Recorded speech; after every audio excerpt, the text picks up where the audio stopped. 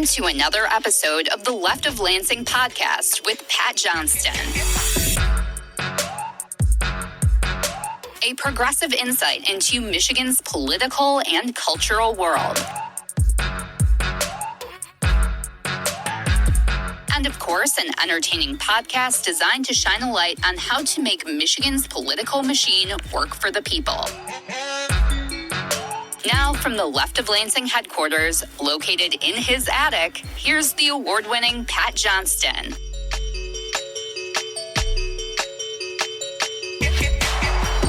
Oh, yeah! Welcome to another installment of Michigan's premier progressive podcast. I am Pat Johnston. Hey, you still think Americans are blaming Democrats for the MAGA Republican government shutdown? Really? Please subscribe to the show wherever you are listening and give it a good 5-star review, and subscribe to Left of Lansing on the YouTube as well. Follow me on Blue Sky, Twitter, Facebook, and the Gram. And of course, let me know what you think about the show or what you didn't like about it. And maybe you have an idea or two of someone maybe you think I should have on a future episode, or maybe there's a topic you think I should really be bringing up. Contact me, leftoflansing@gmail.com. So I'm recording this episode on Wednesday, November 5th, about, around 18 hours or so after all of the election results from this past Tuesday came in. And I'm really having a tough time, everyone, reaching a conclusion other than this election could not have turned out any better for Democrats. I can't come with an argument saying, oh, no, it could have been better. No, I don't see how. I mean, it really couldn't have been a better night for Democrats. Obviously, on a national level, which we'll talk more about here in a bit, Democrats and progressive policies and movements had a really great night. I mean, big wins for Abigail Spanberger, a 3-time congresswoman, a former CIA officer, who now also becomes the first woman to become Virginia's governor. Spanberger defeated her nutty MAGA Republican opponent by 14 points or so. Also a Democrat won the lieutenant governor's race there, as well as the attorney general's race, despite some controversial tweets by the Democratic candidate, which just goes to show the anti-Trump feeling that was pervasive throughout this election. And Virginia Democrats gained somewhere between 10 to 13 seats to further cement their majority in the House of Delegates, which means Virginia Democrats will pass a bill to add another Democratic congressional seat to counter what MAGA Republican state legislatures across the country are doing as they find ways to continue to cheat to remain in power. And maybe this is expected, since the MAGA Republican government shutdown has left some 1.5 million government workers either furloughed or working without getting paid, many of them living in Virginia. And let's not forget what dear leader and Elon Musk did when they slashed government jobs earlier in the year while granting themselves massive tax breaks. I'll be darned if Virginians weren't happy, and Spanberger concentrated on that issue, as well as how tariffs hurt the state of Virginia as well. In New Jersey, Congresswoman and former Navy co-pilot Mikey Sherrill defeated her MAGA opponent by some 12 to 13 points, which was larger than pollsters predicted. Again, I don't know how much we should really be investing in all these polls, which continue to seem like they're getting it wrong each and every election season, at least of late. Again, Mikey Sherrill concentrated on some core economic issues like cost of living, housing expenses, expensive electricity rates, working class issues. In Pennsylvania, voters in the Keystone State, which voted for dear leader Trump last year, voted to ensure liberals would keep their 5-2 edge on the state Supreme Court. A victory for democracy. In Maine, voters not only passed an initiative to make Maine the 22nd state to have an extreme risk protection gun law, also known as a red flag law, something we have here in Michigan, but Maine voters also voted against instituting draconian MAGA voter ID laws. In Colorado, voters there passed a ballot proposal that raises taxes on some of the state's highest earners, those making over $300,000 per year, to fund school meals for children. Again, something that we're doing here in Michigan, and I'm talking about free meals for public school children. Now, that particular vote in Colorado, that caught my eye, since I recently spoke with Jess Newman of the Invest in My Kids ballot proposal that's seeking to levy a 5% surcharge on Michigan's top earners, so that way we could raise here in the state around $1 billion per year for Michigan public schools. They're collecting signatures right now, and if it gets on the ballot, I have a good feeling that it will pass next year. I mean, it appears that working class voters are supporting initiatives that champion fairness. In Georgia, Democrats flipped a pair of seats on the state's Public Service Commission, which regulates utilities, kind of like, Michigan's Public Service Commission in a way. in a way. You might be asking yourself, though, okay, Pat, now why is that newsworthy? And it's a fair question. Maybe it's because it's the first time since 2000 that a Democrat in Georgia has won a Public Service Commission race, according to the Atlantic Journal-Constitution. Pretty big. Also in Mississippi, Democrats won a race to break the MAGA Republican supermajority in that state's legislature. That happened in Mississippi this week. And of course, in New York City, history was made when 33-year-old Zoran Mamdani, who's a two-term Democratic Socialist incumbent on the New York City Assembly, dismantled and discarded the Democratic establishment by soundly defeating former, quote-unquote, Democratic Governor Andrew Cuomo and also a MAGA Republican on the ballot. He received over 50% of the vote in that three-person race. Cuomo, of course, received a late endorsement by dear leader Trump, proving how similar each of them really have always been. And I'm not just talking about the sexual assault stuff. I'll have more to say about Zoran Mamdani's victory here in just a moment, because I have to focus first here on Michigan, and particularly in Detroit, because for the first time in Detroit's history, a woman will be that city's mayor. Not that there was a whole lot of speculation leading into that mayoral election where Mary Sheffield, who's been the president of the Detroit City Council, routed her right-wing opponent, Reverend Solomon Kinloch Jr., by some 50 points. Steve Kneeling from the Detroit Metro Times wrote the following as to why Kinloch's campaign was basically always a non-starter. And he says that Kinloch faced mounting scrutiny over delinquent water bills, property tax issues, his church's real estate dealings, his $1.3 million mansion in Royal Oak Township, residency requirements, and a conviction for assaulting his first wife with a butcher knife. Seemed like a great guy. Still, Sheffield will now become the city's youngest mayor at the age of 38. And give Mary Sheffield credit for running an effective campaign in which she garnered the support of so-called centrists like current Governor Mike Duggan, who's running as an independent to become governor, even though he's now being backed by big-time corporate MAGA dollars. But Mary Sheffield also garnered support from unions, from independents, from Democrats, and progressive Democrats on the city council as well.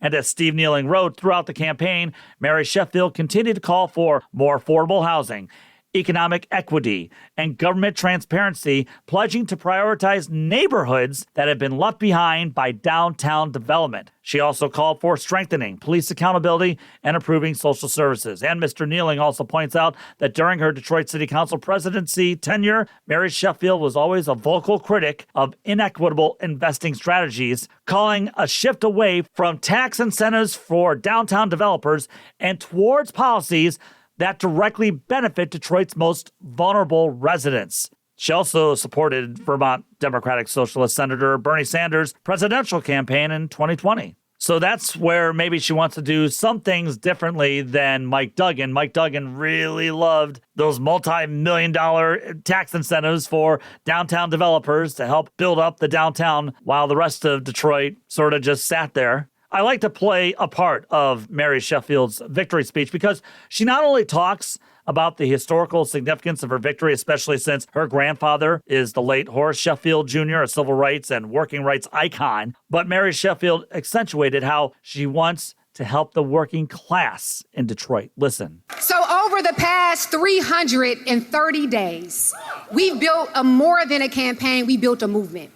A movement that has proven that we are stronger when we all stand together as one Detroit. I've seen it on the east side, the west side, and every block in between. Neighbors that are organizing block by block.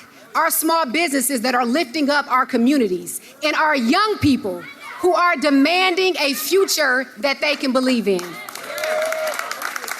This is the spirit of our city. The spirit that carried us here to this moment in Detroit. Let's not forget who we are. We are a city of innovators, of champions, of change makers. We put the world on wheels. We created the Motown sound. We built the nation's first public highway. We powered the arsenal of democracy. And from these Detroit streets came freedom. From the Underground Railroad to the fight for civil rights. This is the home of the labor movement. The birthplace of America's middle class. And nearly 60 years ago, my grandfather, Horace Sheffield Jr., stood on the front lines during the Walk to Freedom, demanding jobs, dignity, and justice for every Detroiter. And now, almost 6 decades later, his granddaughter stands right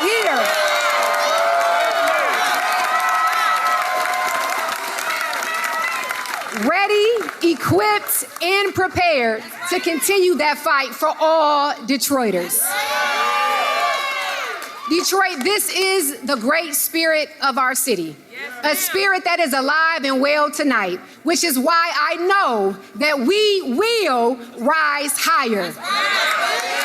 You know, I have hope for Mary Sheffield, but if there's something else that I believe is just as important for Sheffield, it's ensuring that she gets stuff done to help Detroit's neighborhoods rather than constantly focusing on downtown development, and how much corporate welfare we can continue to hand out to greedy developers. Because Detroit's voting numbers, they could be better. They really could. I mean, it seems like there's lots of voter apathy in Detroit since the people feel like they aren't being heard or that their problems aren't being addressed. And I get it. I mean, if I were Mary Sheffield, I'd do what I can to ensure that not only her administration become a presence on the east and west sides of Detroit, but that she maybe brings Democrats from Lansing and from D.C. to Detroit as well. Because if Democrats are going to win Michigan, they've got to win Detroit. Detroiters have to feel like they're being represented and heard. That means not only do Democrats have to be present there, but that also entails that Mary Sheffield and the Detroit City Council must pass policies that will help improve the lives of working-class Detroiters. I mean, Detroiters have to feel like they are being represented and heard. And maybe that's why we saw another glimmer of hope this week from the Detroit elections.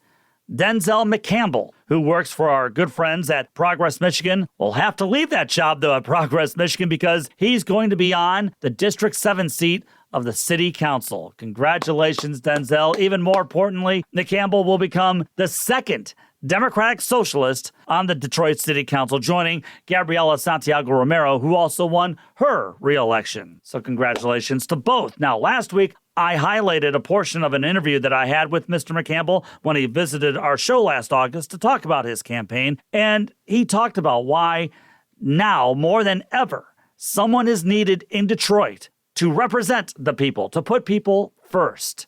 And Denzel McCampbell said the Trump regime and MAGA Republicans in D.C. and also in Lansing are continuously scheming to cut essential services that working-class Detroiters deserve, just like how they're trying to gut essential programs and services that all of us in the working class deserve. Denzel McCampbell defeated 4-term state representative Karen Whitsett, who still comically labeled herself as a Democrat, but that was just a name only. Karen Whitsett illustrated what is really wrong with Lansing politics. I mean, she decided to join the MAGA side during the pandemic and then voted to stop state Democrats from ending the ridiculous 24-hour waiting period for a woman to get abortion care, although that was later made into law by a court. But Karen Whitsett also prevented women on Medicaid to receive abortion care. She also joined State House Republicans last year in preventing essential bills from being passed in the State House while Democrats still had power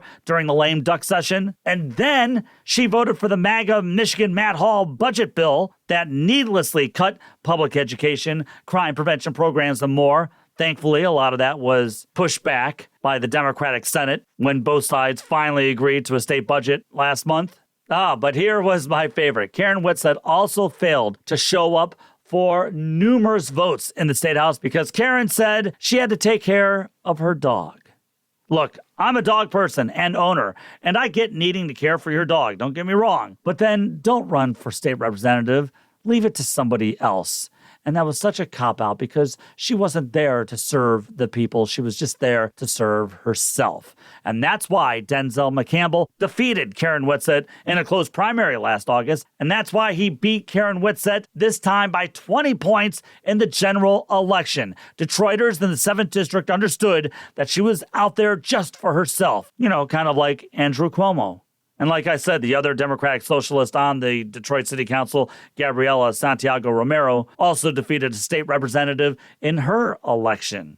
When you represent the people, when you champion their causes, when you champion progressive populism, the people will back you. I understand that McCampbell and Santiago Romero only represent 2 seats on the Detroit City Council. However, that's how movements begin. And you know what? There will be some votes when their votes will be needed to pass certain resolutions. And that's why I always say, pay attention to local politics, everyone. Please do, because that's where change happens faster. So congrats on your upset victory, Denzel McCampbell. Now, I'd just like to note that in Lansing, Democratic Mayor Andy Shore easily won re-election with 66% of the vote, defeating progressive challenger Kelsey Hector, who garnered 33% of the vote. Kelsey was kind enough to appear here on the show and talk about her platform a couple of months ago. Now, Shore's victory was to be expected, but for Kelsey Hector to basically pull in 33% of the vote despite no big corporate backing or big money donor backing is impressive in my book. That tells me that her message did resonate with a good chunk of the people there in Lansing. And Kelsey brought to light many of the daily struggles that working class people in Lansing are experiencing, some of whom cannot afford housing.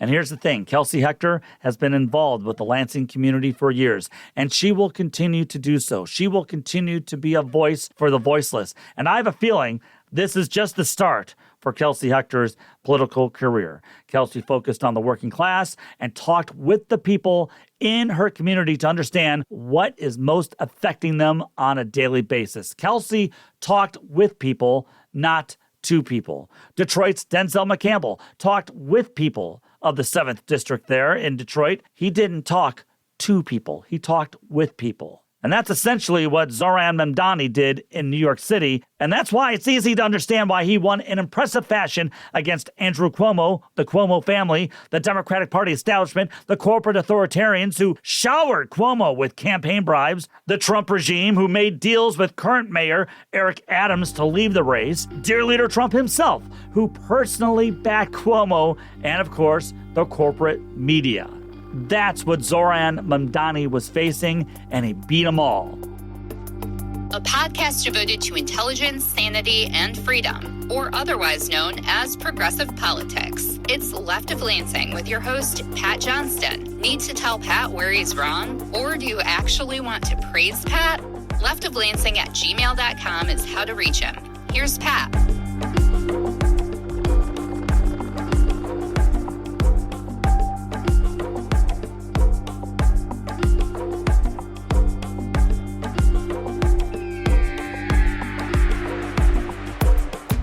I'd like to play this clip from Mamdani's victory speech on Tuesday night. And again, you will hear how he brings everyone together, the entire working class together, by pointing out how we are all on the same playing field while the billionaire donor class and the Trump regime work to tear us all apart. Listen. So Donald Trump, since I know you're watching, 4 words for you. Turn the volume up.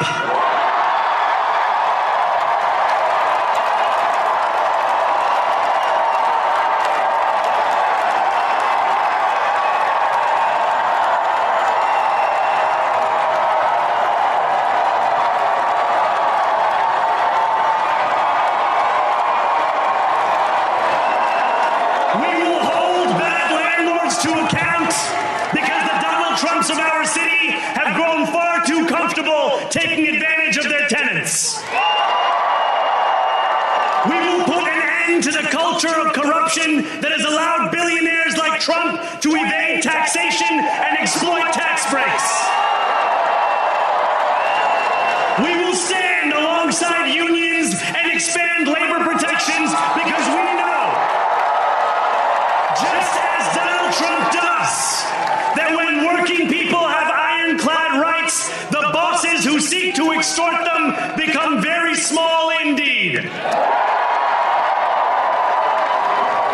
York will remain a city of immigrants, a city built by immigrants, powered by immigrants, and as of tonight, led by an immigrant.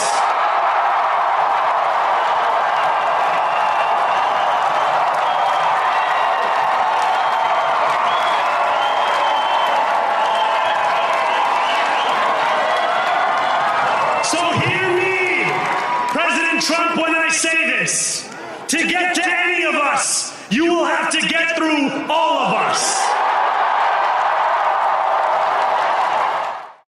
If you're wondering why some 26 billionaires spent millions to try to defeat Mamdani, well, there you go right there. And I have to say, if they've got that kind of cash to spend on elections, well, then I think they can pay a little bit more in taxes to help the rest of us, right? Again, it's all about fairness. And by the way, I kind of think the crowd there gravitated to what he's saying. I don't know. Maybe I'm wrong. Maybe it was just me. What do you think? You know, if you haven't gotten the chance to watch the entire speech, please do. Not just because it was perfectly given, but it is one of the most pro-working class, pro-populist, pro-American speeches that I've heard in quite some time. And what I loved about that speech is that Mamdani went on full attack mode against the Trump regime, and he showed no fear in the face of fascism. You know, after Trump won last year, we noticed a lot of Democrats suddenly capitulate, which put the working class on notice.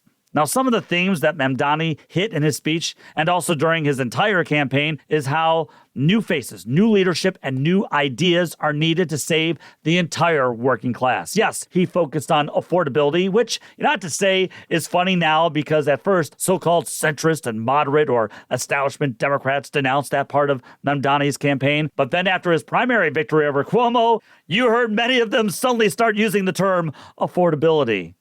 Trump said affordability many times during his entire campaign last year, and now he's fighting to block millions and millions of Americans from getting their food assistance. Again, did you ever really believe Donald Trump was going to do one thing, lift one finger to make things more affordable for working class Americans?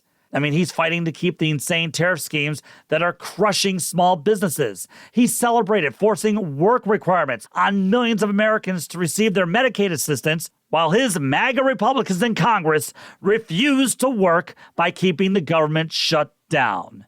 You know, on the flip side, I'm hearing Democrats talk affordability now, but I'm not hearing many establishment Dems suggest any real policies or ideas to counter what MAGA Republicans are doing. But Mamdani, you see, he talked about rent freezes. He talked about free public transit. He talked about free childcare, which is costing families enormously. And he also talked about ending government and corporate corruption. That meant ending corruption in both the Democratic Party establishment circles and the Trump regime. Mamdani's triumph, everyone, was a triumph not just against hate-filled MAGA politics and dear leader Trump, but it was a triumph against the Democratic Party establishment, which decided to either back Andrew freaking Cuomo or choose to say nothing at all, Chuck Schumer. I mean, here's Mamdani not only highlighting the lack of affordable housing and quality jobs, while also proposing ways to use government to help working class Americans. He ran an effective campaign, effective and an affirmative campaign with real policies designed to help people. And then there was Andrew Cuomo, sounding very much like a MAGA Republican by resorting to Islamophobia, blatant and sickening Islamophobia. But Andrew Cuomo didn't propose any policies to help improve the lives of New Yorkers. Andrew Cuomo's strategy was to say, yeah, I know I suck, but did you know that the other guy really sucks more? How many times have we watched Democrats fall into that same trap of refusing to drive the narrative filled with ideas and policies and instead attack the opponent? Hey, orange man bad, vote for us. Yeah, far too often. As Eric Blanc on his Labor Politics Substack wrote, this was a referendum on the future of the Democratic Party, and the establishment lost badly. Yes, it did. Zoran Mamdani also won in a city that's not real known for electing progressive mayors. Eric Blanc had to remind us that 3 of the 4 mayors, Rudy Giuliani, Michael Bloomberg, and Eric Adams, were not progressive at all. As Eric wrote, Americans are feeling the pinch everywhere, and overcoming MAGA requires us to point that anger upward against corporate America so that it doesn't instead get channeled downward against immigrants and trans kids. And that's the part that I loved the most about Mamdani's campaign and his victory speech last night. It punched upwards, not downwards. You can protect the working class, advocate for the working class, push policies that'll advance the working class without having to divide or sacrifice part of the working class. Mamdani said in his speech that for far too long, populism gained favor on the right wing of our politics. And I'd even say the extreme authoritarian right wing of our politics. But it hasn't made lives better. Attacking the LGBTQ plus community hasn't made lives better. Attacking the trans community specifically hasn't made lives better. Oh, it's made the lives of the corporate tech bro authoritarians better. It's made the lives of white Christian nationalist dude bros and wannabe trad wives better. But it's not improving the working class, and it's not improving our society. I mean, ABC News reports today that Americans' household debt levels, including mortgages, car loans, credit cards, and student loans, are now at a new record high, according to data released by the Federal Reserve Bank in New York. And the corporate media and establishment Democrats and MAGA Republicans are still dumbfounded as to why Zoran Mamdani not only won big in New York City, but why he's popular with many Democratic base voters across the nation and many independent voters across the nation. Populism, everyone. Populism won this week. And before you can argue, but Pat, moderates won in Jersey and Virginia, stop it. True, I don't know if Mamdani wins a statewide race with his message or not. I don't. It hasn't really been tried outside of Bernie Sanders. However, as I said, Mikey Sherrill in Jersey and Abigail Spanberger in Virginia still talked up affordability issues, which is populism. What Mamdani, though, did differently, and something that is anathema to both the Democratic Party establishment and the MAGA Republican Party, is that he went on the offense by proposing bold working class policies. He made establishment Democrats and MAGA Republicans and the MAGA Republican media intelligentsia grifter machine have to react to his ideas, have to react to his policies. You see, he took the battle to them, and they hated it because he pointed at the corporate authoritarian billionaire class as the problem. He didn't point at a book containing 2 lesbian characters in a school library. He pointed at the billionaire class, and they hated it. And you know what? It's a damn shame that Hillary Clinton and Barack Obama decided to sit this one out. They chose to be careful. I mean, so much for shattering the glass ceiling, eh, Hillary? And so much for the audacity of hope, eh, Obama? Yeah, Bill Clinton backed Cuomo as well, and, well, that says a lot too, doesn't it? Another reason why Mamdani won in such easy fashion is that he took the battle to Trump and to the Trump regime. As you just heard in that speech, Mamdani attacked the regime's authoritarianism and said that if you want to get to them, meaning immigrants, then you'd have to go through all of us. That was the best line of the speech because the line was a battle cry for the entire working class, not just for New York City, but for the working class of the United States of America. That was patriotism. We are all part of the same class, and it's a class the regime and the corporate overlords want to keep shoving down. If we allow them to abuse one group, then they'll go after another group. Capitulation is never an option. I'll repeat, capitulation is never an option. I mean, that's why I still have no idea what Michigan Democratic Governor Gretchen Whitmer is waiting for or what her strategy is. As the progressive social media poster known as Extreme Michigan released this week, Governor Whitmer hasn't given speeches or shown any real support for the immigrant community in the state. She hasn't condemned the Trump regime for releasing his ICE Gestapo on citizens, undocumented, documented, or full American citizens. She hasn't condemned the ICE kidnapping detention facility up there in Baldwin.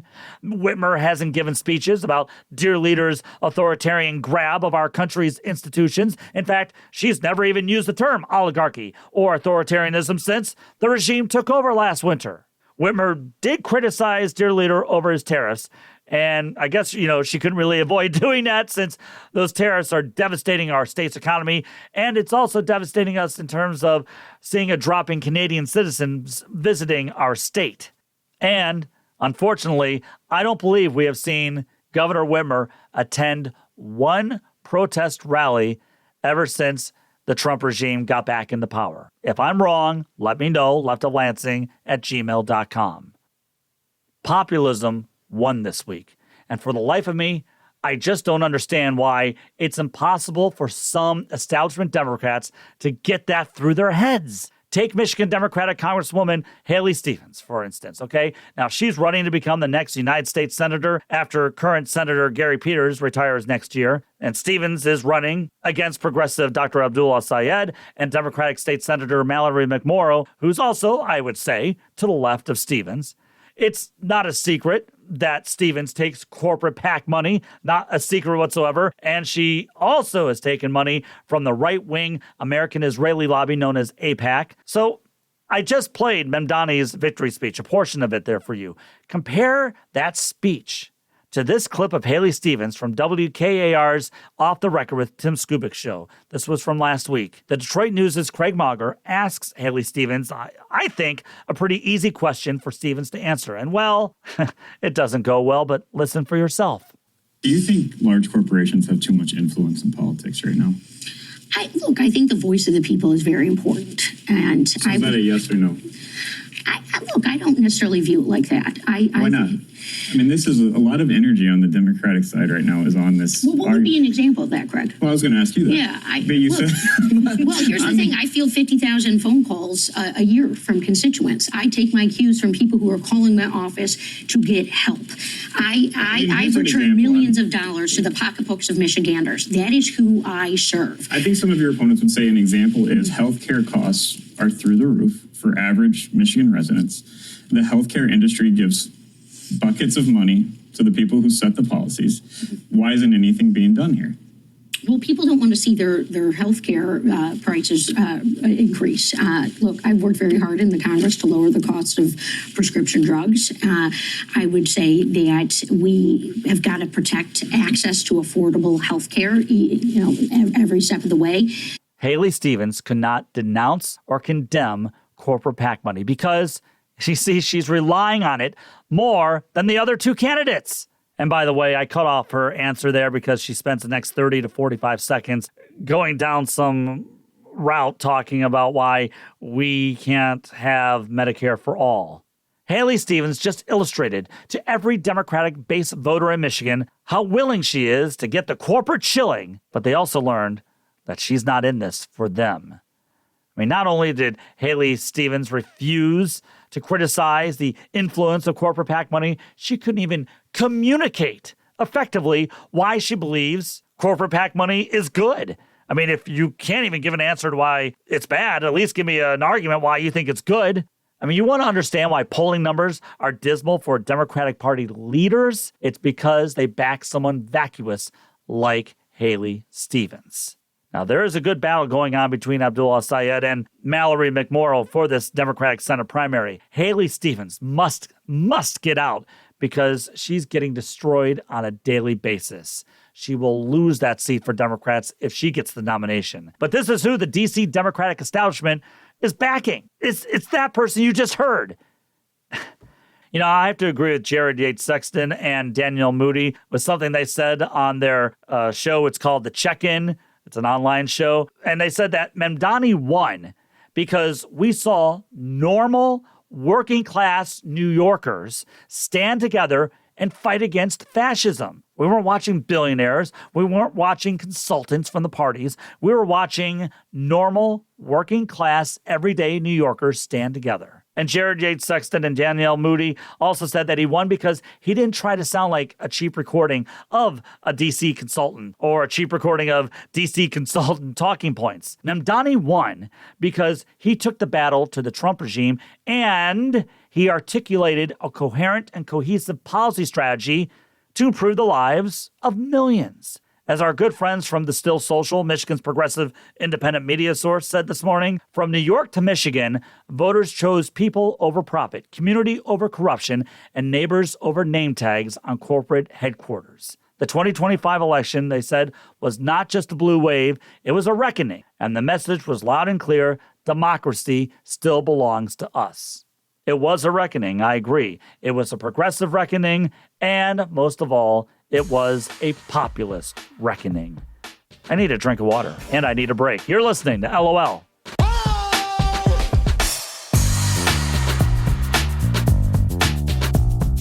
It's the Left of Lansing podcast. If you truly want to get Pat fired up, talk about Tigers baseball, or how you think the 90s produced the worst music of any decade, you've been warned. Email him at leftoflansing@gmail.com and follow him on Twitter at leftoflansing. Here's Pat.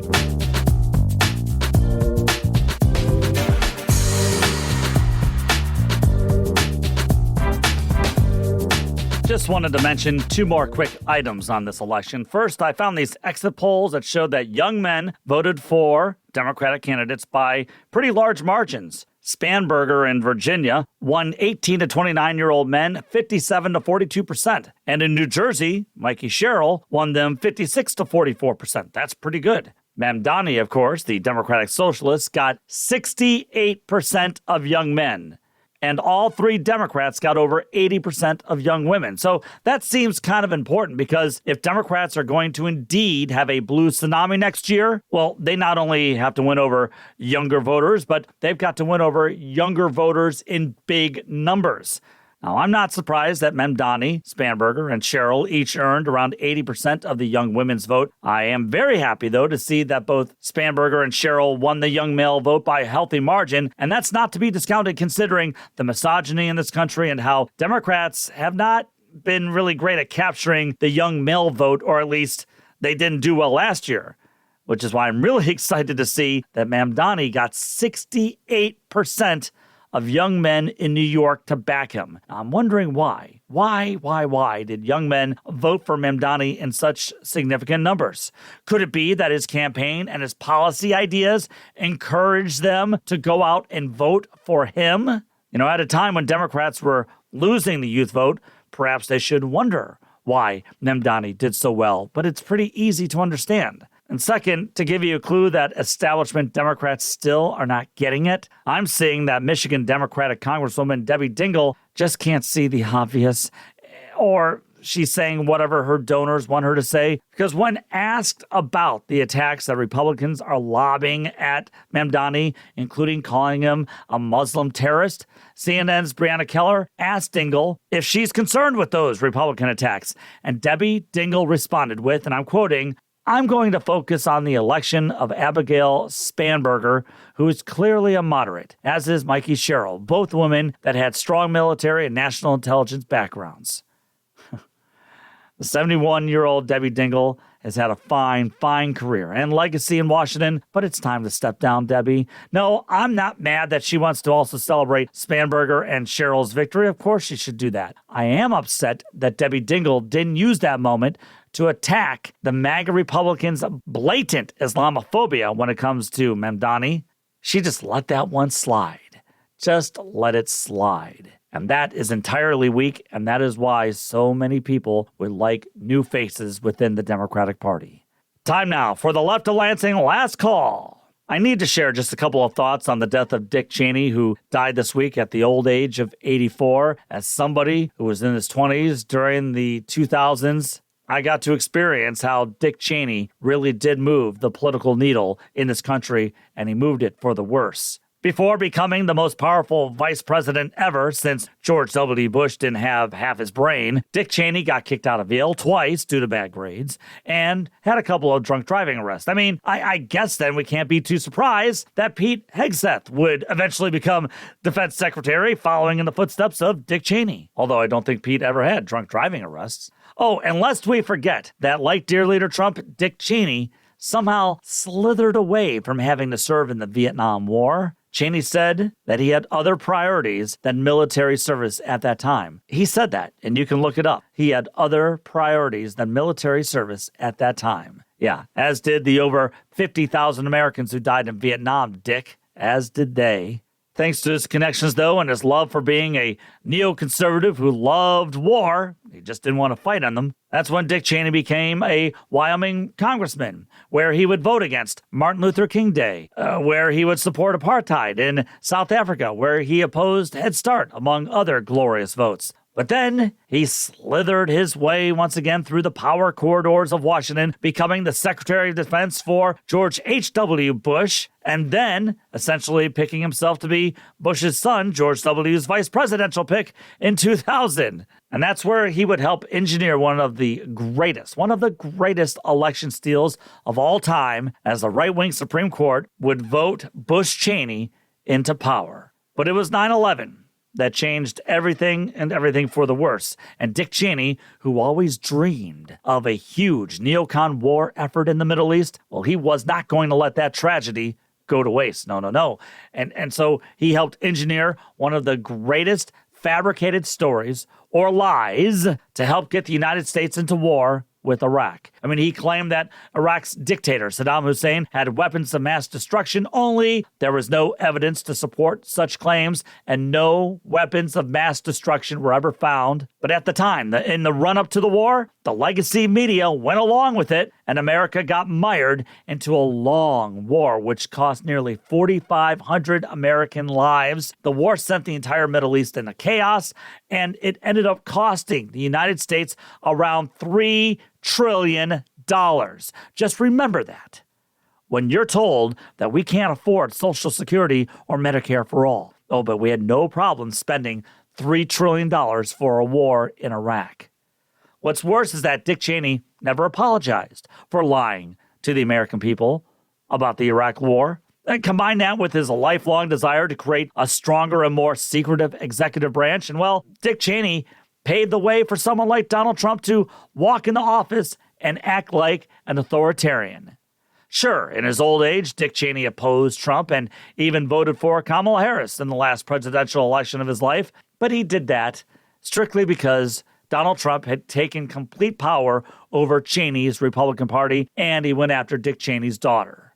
Cheney used 9/11 for his war on terror program, which included torture, mass surveillance, and the arrest of innocent civilians. Hey, does that sound familiar to anybody out there? Cheney once even declared that the government would have to work on the dark side after 9/11, spending time in the shadows of the intelligent world. It should be remembered that when he wasn't inside the government, Dick Cheney served as the CEO of Halliburton, which was an engineering company for big oil companies, and he made millions as that CEO, which is why it really wasn't a leap to conclude that his Middle East wars would help feed the oil companies' bank accounts. I know, we're not supposed to speak ill of the dead, but at least Dick Cheney got to live to be a very old man, while thousands upon thousands died as young men or women because of his actions. Islamic scholar Omar Suleiman said of Dick Cheney, "May the 1 million murdered souls of Iraq haunt you for eternity." I'm sure they will. However, here in the living world, Dick Cheney's actions will continue to haunt us for years to come, as we're seeing with Donald Trump in the White House. You're listening to the Left of Lansing podcast. The music you're hearing is by Wanderbeats. To hear the latest project, check out Space Leopard on your favorite streaming site. Now back to our favorite progressive voice in Michigan. It's Pat Johnston.